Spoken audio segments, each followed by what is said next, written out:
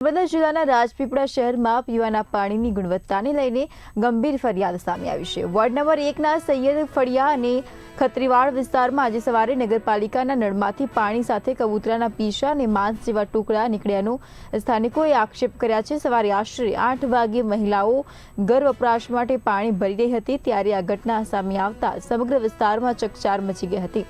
ઘટનાને પગલે સ્થાનિકોમાં ભારે રોષ અને ચિંતાનો માહોલ જોવા મળી રહ્યો છે।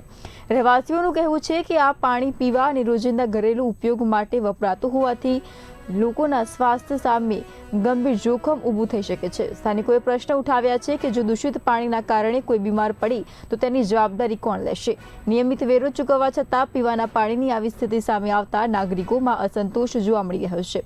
સ્થાનિકોએ નગરપાલિકા તંત્ર પાસે સમગ્ર મામલે તાત્કાલિક તપાસ કરવાની માંગ કરી છે। સાથે જ પાણીની લાઈન અને પાણીની ટાંકીની સફાઈ કરવી જવાબદાર લોકો સામે યોગ્ય કાર્યવાહી કરવાની પણ માંગ ઉઠી છે। गंदू पानी आवे छे, आमां पीछा निकळे छे, मांसना टुकड़ा निकळे छे ने पाणी बहु ज गंध मारे छे। पीवामां तो उपयोग लेवाय एवी हालत छे नहीं पाणी। हवे आवुं गंदू पाणी अमे वापरीए अने के अमारा घरमां मांदा पड़े के कोई मरी जाए तो एनी जवाबदारी कोण ले?